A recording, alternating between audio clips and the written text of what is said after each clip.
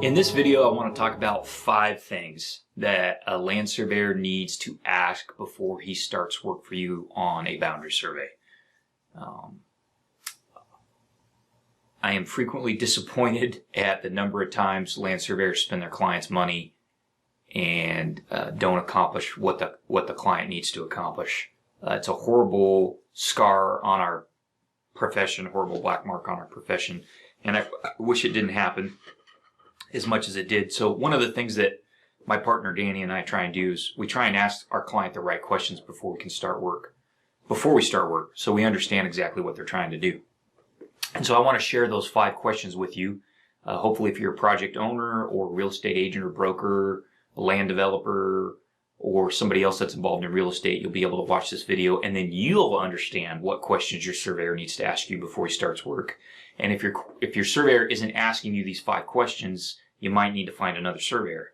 So these are really important questions. And I always encourage real estate professionals to build a good relationship with the surveyor they trust, because there's a lot of fly-by-night operators out there, and you may not know enough about surveying to understand if the surveyor is really going to do what you need him to do, and you could potentially waste your money. I've got a really good article that's going to be on our website soon called The $1,200 Lot Survey That Did More Harm Than Good, and it shares an example of that. A surveyor that spent his client's money and just completely wasted it, didn't accomplish what the client really needed. So let's talk about those 5 questions, because I want to keep this video short and I tend to ramble on a little bit. So here's the 5 things that a land surveyor needs to ask you before he starts your survey. Number 1, he needs to know what needs to be surveyed.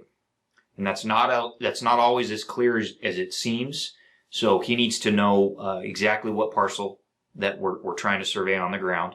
And it may be, for a lot of different reasons, that the surveyor needs to survey not only your parcel, but survey some of your neighbors' parcels too.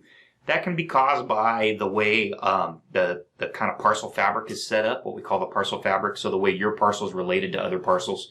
So I'll just give you a quick example. If you're in an urban area like a downtown, usually the surveyor has to survey your parcel, and he has to survey the exterior of the block that your parcel is in. So that's an example. Another example, if you're doing a land development project, the surveyor may want to survey some parts of the property, some land that's next to your property, because the engineer is going to have to design some offsite improvements, and the surveyor knows that.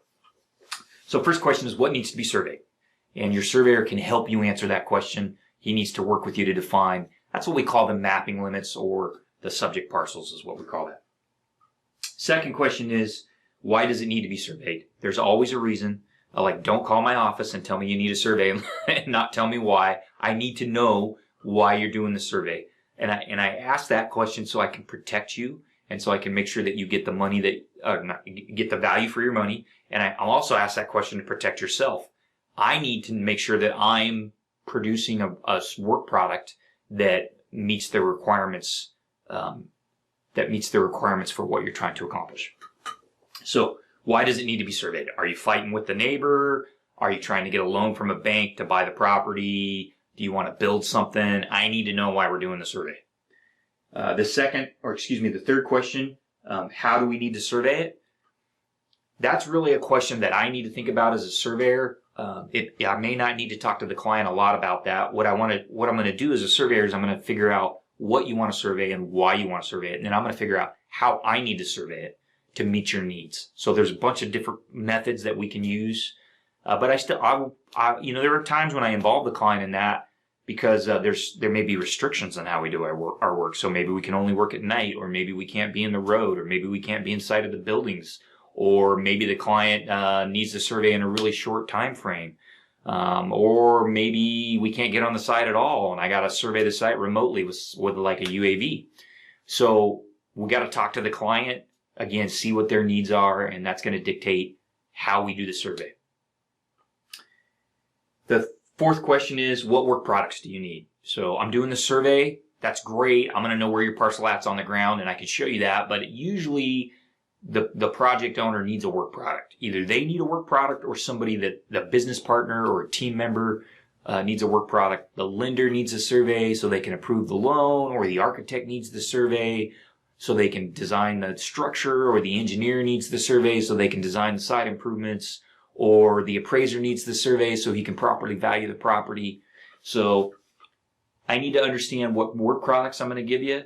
That has a huge impact on what the costs for me are. So depending on the work product you need, my costs are going to change. And it also impacts the schedule too. I want to make sure I meet your deadlines.